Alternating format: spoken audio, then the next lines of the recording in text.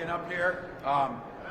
These guys are here for the right thing. I'm going to make my pitch again on this. I think something that sets us apart, this discussion on the Veterans Omnibus, and I think many of you know this well, we've got a lot of different things that we've got to get done. At the end of the day, there's a lot of trading that's done. I came here, and in our first administration, we've done it the last 2 budget cycles, is asked that we do the veterans issues first, we fund them accordingly.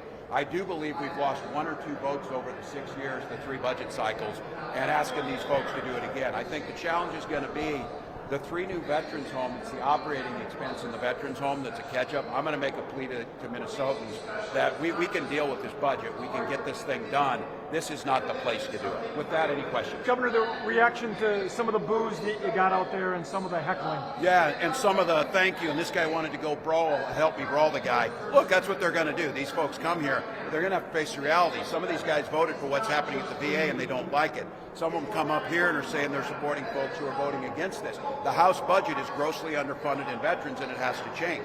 I have told them time and time again, there are every other area I will negotiate with them. That's an area that I think it's just the need. The funds are there. This isn't a like a want to have thing. Those are what needs to be done. So I expect this. I expect you get some of this out of it. We'll get this Veterans Omnibus done. What about balancing the budget? On again, off again, tariffs, economies all over the place. How do you balance the budget? It's very difficult, and I think that's the one that gets set out there. I mentioned it at the end. The bulk of the VA is funded, obviously.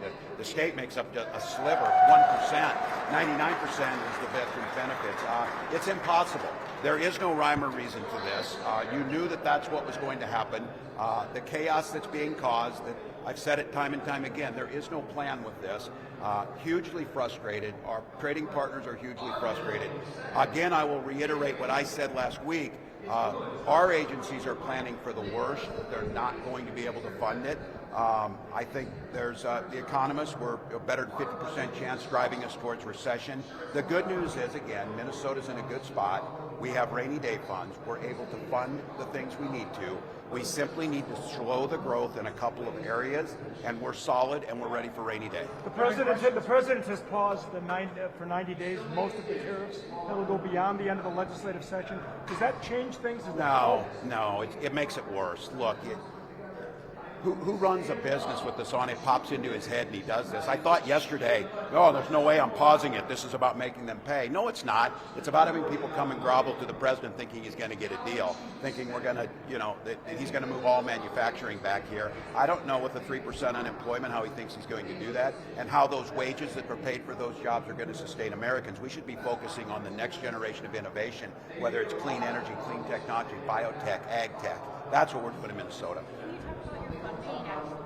Pardon me? Your funding dashboard that went live tonight. Yes, and I want to thank the folks at MMB.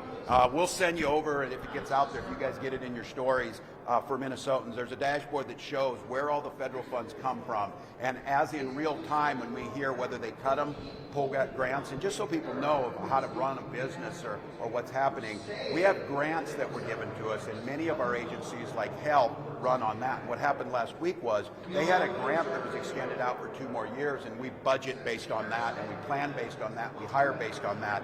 And one day on March 25th, they said it's done, and on March 26th, our people were gone. We want to make sure Minnesotans have a little bit of lead time to see what's happening. They'll be able to see a lot of that in real time, what happens. So there's an ethics review right now, and the Senate President, Bobby Joe Champion, do you believe he had a conflict of interest with the budget? Well, they'll find that out, but I think it's a point in here that I am just going to state. I believe you need the strongest ethics requirements. I believe the inability of the legislature to have to adhere to data practices stops all of you from being able to find some of the things that are necessary to make sure there's accountability. I would ask the Senate and the House, the legislature here in Minnesota, I think this incident would be a good, they'll find out. I'm certainly not passing judgment, but I think this would be a good time to subject themselves to the same requirements that every other agency, myself included, is, and that is a piece of the press's major responsibility.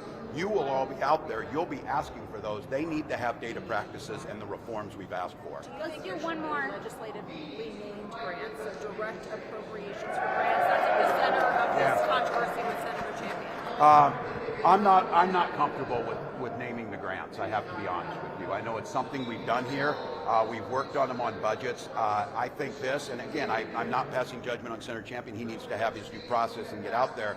I think even the ability to name something, and if you have any connection whatsoever, just the optics of impropriety is very clear, and I think you want these grants, if you want to have competitive grants, the way those should be done. If they're competitive grants in health, the health department should carry them out, not the legislators who don't have the expertise. Governor, we got to get to the. We expect to come up in the budget fight is medical assistance coverage for undocumented immigrants, and whether to roll that back. Republicans have wanted to roll that back. Where do you stand on that? I know you signed it last time. I'm not going to debate with myself at this point in time. I know they're bringing it up. The issue around this is that we know when folks get preventative medical help, it saves us money in the long run. I'm deeply concerned, especially on things like public health with measles. If folks aren't able to get their vaccinations, get basic care, that's why we put these things in. I was especially focused on children. The legislature expanded a little bit. We'll talk about it, but in the big budget fight we have and the cost savings, that's not what's costing us the money. So, What did you hear in Ohio last week or this week? And will you travel next week when the legislature's off? Yeah, what I heard in Ohio is fascinating, just by the way. In Youngstown, 3,000 people showed up. Last night in Lorain, they planned for 300. They filled an auditorium of 1,200, and they had an overflow in the gym of 1,200. They weren't there to see me. They were there to join together, and I asked last night how many of them had ever been to one of these events or political events. 75% hadn't been. And the issue is, and many of you were witness to this, during the Tea Party debates, I did town halls where I stood in front of 3,000 angry people and answered questions for over 3 hours. And what these folks are saying is we want to be heard. We want to know about Social Security. We want to know especially about title funding in education. We're deeply concerned with the tariffs at that time in Ohio. And in all honesty, there was some really good stuff. What I was out there to hear, they said both parties have promised Ohio. I stood in front of that Lordstown plant that had 4,500 auto workers that was idle. Donald Trump told them, I'll bring back the jobs, don't sell your house. He didn't. All of them lost their jobs.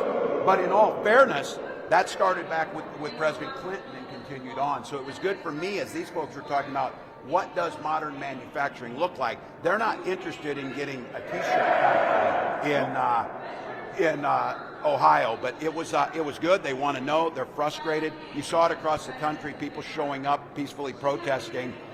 There's no rhyme or reason. The middle class is being hurt. Prices are going up.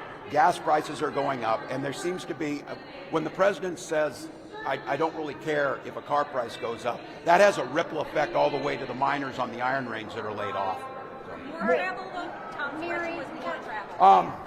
I'm on the weekends coming back. I think it's out there. I have been invited, and I think I'm going to be in Toronto with Premier Ford